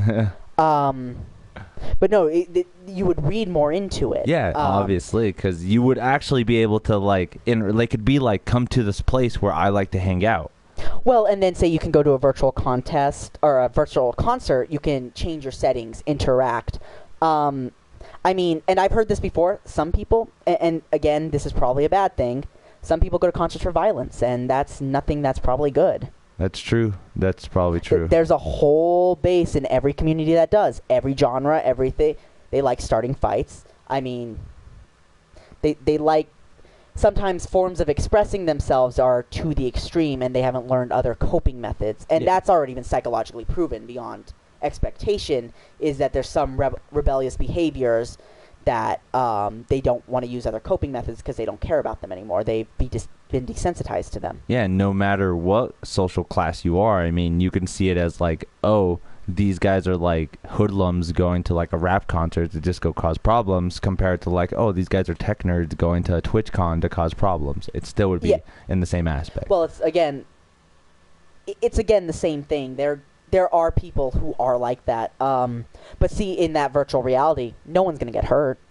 I mean, maybe they've been on for too long, have a heart attack or something, but it's not going to be the thing. And that is a good point, is what psychology says. There is an addiction to video games. There is an addiction to media, and it's hard to break. Many people don't even come close to the extremes. I think to even be classified addiction to video games, you're playing around 18 hours a day, 6 days a week or something like that, which even some of the hardest core gamers don't do that. So that's just an example. We're going to continually adjust to that. And that's kind of a cool aspect to think about. Yeah, but again, it's a good idea to completely understand that you're able to simulate exactly what you want when you want. Eventually, technology will probably get where it reads our brainwaves. Or we obviously wouldn't even have to have a conversation with each other. Well, it's like, again, with the Ugandan Knuckles meme. Well, I have a feeling humans won't let that happen because we're very nosy creatures. We like gathering information from each other. Like the Ugandan Knuckles meme. They simulated everything in that. That's all man-made, generated. It's how they wanted it. Their avatars were like that. And that's hilarious because, like, a lot of people make fun of it, but that's what they wanted. That's the skill trade. Skills change over time. Oh, God.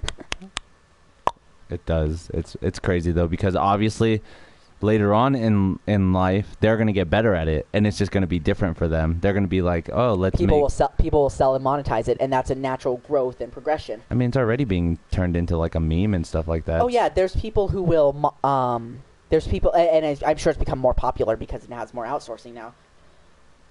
But for example, there's people who sell the... You can move this part too. Oh, I can? It moves this way and down. There you go. Okay, there's people who obviously sell these, sell 3D models, sell things. So that's only going to get more extreme. There'll be programs within the virtual reality. There'll be things that people will specialize in different things, and that's where it's going. Manchester, England. Thank you for joining. So funny thing is that you look at that and you see, well, people always complain about jobs being replaced. Like, there's always new jobs because the new technology brings it in because it gives more possibilities. Yeah. So that's the whole thing with that too. And in that aspect is like, why is it a bad thing too? Because obviously if it's bringing more jobs in, it's helping other people establish more. Well, if they were dumb enough not to know that job, they have to learn that skill set now, right? Well, jobs are conceptual. Well, we build them. We build them as time goes. I mean, no one's complaining that there's no elevator attendants anymore, which used to be a popular job in the 1920s. No one cares that there's no horse carriages anymore. Would you? I know. I mean, and that you could say that's just been replaced by a taxi or a car, even a car. I mean, that's what's going to happen with our delivery systems. What it's going to change is maybe there's more strategic route planning. Maybe something will open up. But people are afraid of technological change because they think it'll ruin. And that's something that you see in things like the coal industry, because if we go green, they think everything's going to just collapse. I mean, there's definitely places that will be affected worse than others. For example, like a lot of these small towns, like in a state of Kentucky that's coal, it's not sustainable. There's sustainability issues too, and it was never sustainable because we already knew that wasn't renewable at the time when we made it. Okay. And a lot of the people are just saying jobs are conceptual on here, so... Exactly, they are conceptual, no matter what. You think about it, 30 years ago, game developer wasn't a true job. Dude, it was seen as a side project. Yeah, certain aspects of advertising musicians wasn't even a job either. It's a AAA market now. You're going to see things disappear, but you'll see things grow. So, for example, I guarantee, give it 100 years, maybe not guarantee, but I won't be alive to see it. You probably won't either. We won't probably have factory workers. We'll have modular robots, or we'll have some form to replace that. We'll have 3D printers, factory making everything. Yeah. But out of that, different jobs will apply from there. For example, you need to transfer all those goods, you start making transportation. Maybe the robots are making them in the factory, but you still have to move them. So it's going to come to that point. We're going to keep doing stuff. And it's probably because no matter what in history, as we've seen labor jobs decrease, entertainment jobs have increased. Yeah, and that's what's the best part about it is because like the little aspects of the entertainment job either. It's not like about the actors or it's not about the people behind the scenes. It's about like, oh, the person that made the prop for that or the person that made the costume for that is the little aspects of that. So yes, genre of it. But there's going to even be a point where that's obsolete. But if you look, people are going. What your currency is going to be is you're basically a celebrity in a way. You're going to build up, and that's a social revolution. We'll see that slowly happen as time goes on. In an example, look at now. What is it? Microsoft made 4 billionaires and 100 millionaires from the computer industry. But then you go into another example.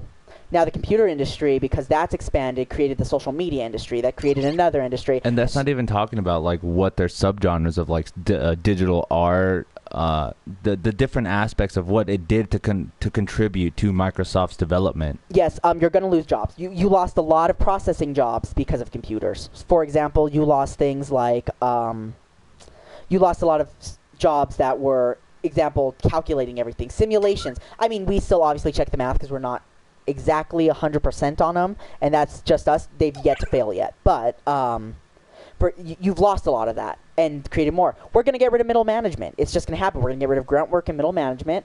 The solution, we'll see, will likely be, in a form, try to bring money to the top and then distribute to the bottom. It's not in a way it's both autocracy and communism because there still has to be someone to control it. Are we going to ever opt to having robots control us and make better decisions for us, or are we going to use robots alongside us to make those decisions? And you would honestly think it would be alongside us, because then you bring up that aspect of like, what if the AI controls us, or what if the AI can manipulate us to think that we're not controlled, but yet in hindsight we actually are. Exactly. So the AI is it's how we do it now. We work with computers now to get them. Like we're still checking simulations, math. We're still building it all together, and it's still working out. The only time anything's been wrong like that is through human error, and we do a lot of those. So yeah, we're going to be working alongside. So the simulation will probably say, okay, this has a 36% chance of happening. This has a 75% chance of happening. This is how the best way to negate it with this chance of happening. So it will do that. They'll get more advanced. As we're trying to do is quantum computing now is what we need, because we're eventually going to run out of space on a tiny microchip, because we still don't know how to do combination to put the chips together or other forms like that, but computer models are showing it's probably possible. The mathematics is showing it's possible. It's that we have to reach that, and the only reason we've reached that far is because of these computers doing the job more efficiently than humans, and us working alongside of it, creating more jobs to fund the field, creating more value into the society, building ourselves up. Like I said, we want to be treated as pets. And that's where we just want to be lazy. Not be lazy, but be accommodated to for every little thing. Yeah, that's no doubt. I mean, why do you think kings and queens existed? Obviously, because they were up there in the social standard and didn't have to do much. But then again, they did have to make really decisions for the whole kingdom. So the thing is, you don't feel the decision as a king or queen. You don't? That's the problem. So you think the people right now that make really big structural decisions don't feel like, okay. Okay, say the economy collapsed tomorrow. Would Donald Trump, other than the backlash, like in an actual, like, would he be worried about getting food the next day? He wouldn't feel the decision. He wouldn't. Exactly. That's the kind of thing that you fall into. But then obviously that brings us to question, because we would have to worry. Well, yes, we would worry, but the thing is, again, it's in the conscious, it's in the awareness. We would fall into a different category again, because we'd be able to stay in communication with the other humans, the other people around us, because we're not going to break that human interaction. We're going to connect. I bet you computers can connect the people you'd best interact with eventually. So just to, like, they do it now. They try to refer you to certain things. They're like, I'm pretty sure you would like this video. Exactly. I'm pretty sure you might know this person. Though, they're actually, I believe... I forget, there's a study. It was done by Rasmussen, but I don't trust Rasmussen because it definitely has a political bias. Yeah. I believe it says that about 60% of those are wrong. So it's a 40% hit or something around there. it could be more than that. It could be less. Like I said, I don't trust Ramusin very much. But it's that form of technology that really puts us into that place. So to say, yes, we're still connecting, so we would actually, if we're that connected, if it hits one place, we'd all feel it. So this is, again, the example of mass media. When a terrorist attack happens in a first world country, a similar country to what you live in your standards, you feel it. Would you agree? Yeah, well, I guess it would be to an extent where I would know it's happening. Exactly, but you understand that they're the feelings of it. That's to say, it would send a wave. Compared to when you're disconnected as a leader, you have less connection to your people, no matter what. You might be meeting with some of them, you might be doing that, but you only have such a window. This would probably change that in some form and move it up faster. Is basically where technology is going, which is a good thing and a bad thing, but that means we'll probably learn how to resonate with other people. Like, here's the thing. You look at, again, the difference between... I know a lot of people don't like the terms first, second, and third world, but they're still common modern terms, the first world being developed nations with democracies and republics compared to a nation with an autocrat or a dictator. Look at them. The consciousnesses are on different levels. They understand a natural side. They understand different sides to us where we can't understand.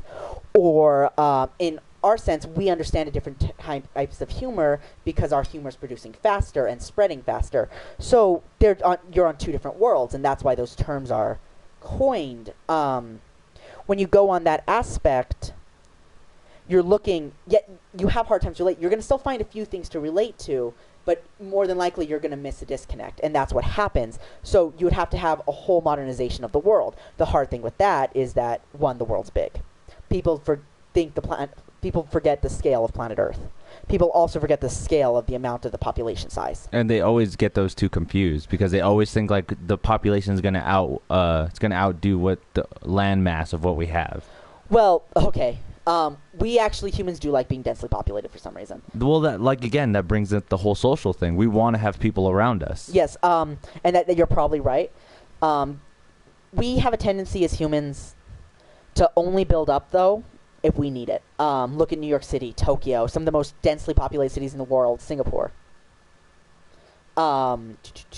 And look at how small. Singapore. Look at Singapore. It's the perfect example. I know there's... Mumbai is the most densely populated in the world. Another one like that. But again, that's a different consciousness. Until all these things combined and meld, we won't understand each other better. To get there, though, we have to be willing to change, and we have to be willing to adapt, and we have to be willing where we draw the line. So every country has drawn the line that murder should be illegal. We all believe that in the human consensus. Would you agree? Yeah, everyone finds some moral or some negative things in somebody killing somebody. Exactly. So once you reach that consensus, it makes it a little bit more to reach every other consensus and why you agree with that. Some people... What's up, Yogi Bear? There's always outliers. Did someone name this up Yogi Bear? Yogu Bear 06. I mean... Yogui. I love when people do the Japanese stuff to their names for some reason. Anyways, but I see what you're saying, though, because look at how, like you said, Singapore is so small, but yet the population of it has blown up so much. But yet, do you think there's more development inside of a smaller country with more of a population?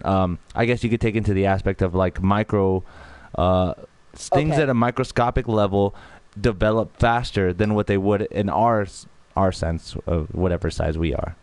I think that works in different orders, because if you look at a small country like Nigeria, has a huge population, one of the lowest developed countries in the world.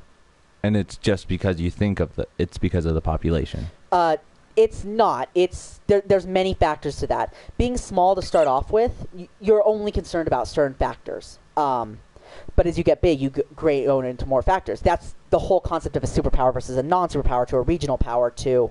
So if you look at governments, that's how that works. Is now you're the superpower of the world, you're expected to take care of this, or you're the regional power of the world. You should take care of this regional. You should help. You should step in on this regional problem, or it might come to your front door. That's the kind of thing where, example, Nigeria, heavily populated. I believe it's the 4th most populated country in the world. Would you call? They might be somewhat of a regional power, but would you call their army strong enough to take on a superpower? No. Would you call it strong enough maybe even to take on one of the lower militaries, such as something like the UK, France, Probably not. Exactly. So you would have to reach that level in some form. It's different factors. Like, they don't have the environment to grow to that level. For example, the United States, a lot of experts say it's on easy mode. The United States has access to both of the theaters of the Pacific and the Atlantic Trade Theater, so its economy developed. It has the most arable land out of any country in the world, easy to develop food. You have very many natural defenses. Look, we live in a city on top of a mountain. Yeah, we are the highest city in the United States. Well, not the highest city. We're the highest metropolitan, probably. But elevation of it. Yeah. But it's to say, how do you classify people, too? Because Nigeria's largest city is Lagos, and it's like New York, boroughs, but it might do good with something like a structure like L.A., where it has one chief city and then all small neighborhood councils and district councils and stuff. Whereas where we live, like Albuquerque, it might do better as boroughs because the city has grown too close to each other without proper regulation because it's not at that size. And yet it still has a lot of room to expand. Yes, different managements, different ways of life. I mean, if you look in the city of Albuquerque, there's always water and electricity, but if you go 60 miles out, you'll find a lot of the pueblos that live in those don't have water and electricity, or don't have, which is very strange as we consider it a human right, but they deny it to themselves, which is allowed because we do believe freedom of speech is a human right. You would take to say that the closer they become to the city, though, the more likely they want the things of the city. Or examples as a lot of small towns, and this is a weird phenomena, I forget the exact name of it, but there used to be lots of small settlements over time, and a city would grow into the settlements.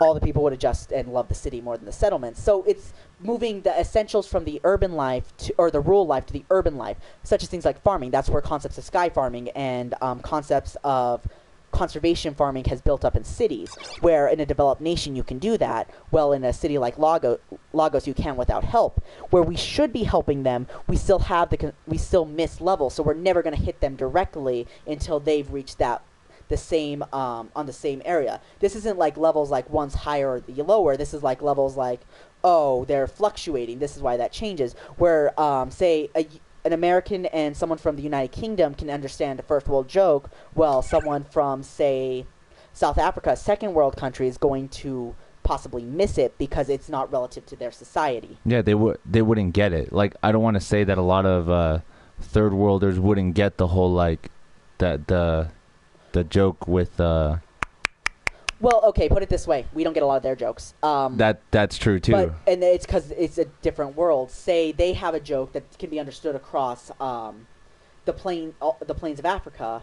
and then we don't get the joke because we're not relative to this society. Eventually, the concept of what's likely going to happen and what people believe will happen is in a staged society. I know you believe in the staged society, how much energy you consume, all that.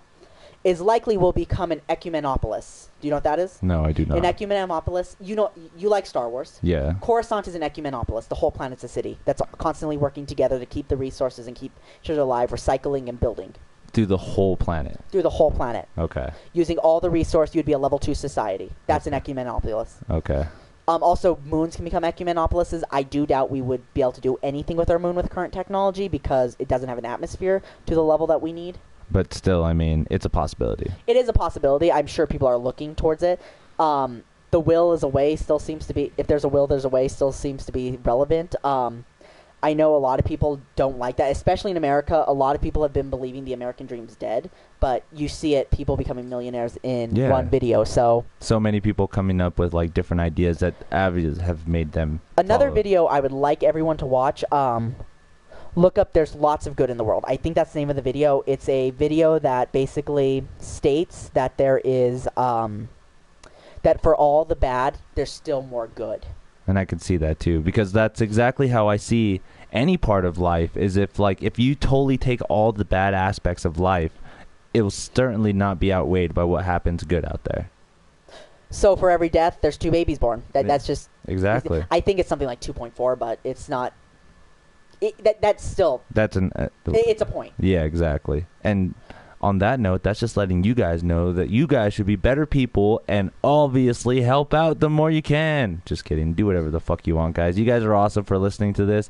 We've been ranting for 2 hours now. Oh, yeah, I know. 2 hours. This is the longest podcast I've had. It was me. You should have known. You outdid everybody. But, unfortunately... Time to cut it? No, it's not. We have one more thing to do on the podcast. Everyone that's been on here has done this. Are you ready? I'm not doing the crickets. You have to. I've even looked up how many carbs it is. It's only 3.9. Okay, well, can I get more water from you? I can get you more water. Okay. Go ahead and go into the kitchen and get some more water, and I'll get the things ready for it. You got this, man. Everyone else has done it. You can do it, too. He's going to go ahead and get some water while I get something situated. Close the door. And, yeah, here we go. Thanks again, guys, for joining. You guys are awesome. I'm going to make this guy eat some crickets. Actually, they're called grasshoppers, and in Spanish, they're called chapulines. He's going to go get some water just to make sure that he can down these bad boys. We have some regular flavored ones. Regular flavored. And we have also some chili with lime on them. So we're going to go ahead and give him one of these, and he's going to have to try it out with us. So, yes. I want the lime one. You want the lime one? I want the lime one. I don't want chili right now. So, yeah. Thanks again, guys, for watching. You guys are awesome. If you guys tuned in a little bit late to find out what was happening, this was just my friend Matt. This guy has a fucking really intense mind. You always can get lost in it. So hopefully you guys enjoyed it as much as I did. That's what one of my guests said today. They get lost in my conversations. And it's true. It really is true. We started off the conversation about 2018, and then all of a sudden we ended up talking about hyperbolic time chambers, which wasn't really a topic we talked about, but it was something. So that all I have is excrement of it. Okay. So give me a second. The heater just kicked on. That's probably why. I'm going to get these ones because I usually eat them with you guys. I don't want you to get freaked out or anything. Just to note, I'm never doing this again. This is a one-time thing. Thanks again, guys, for watching. You guys are awesome. This was the Amuse Me podcast. Check us out. Facebook, all that good stuff. And here we go. Have a good time, guys. Oh, eat it. Eat it. I'm eating it. It tastes terrible. It tastes like hay. I don't eat hay. Well, you should try hay. Why? It has no nutritional value for me. This does. This is way better. Thank you guys for watching. You guys are awesome. Wow, we didn't even talk about Nexus. Really?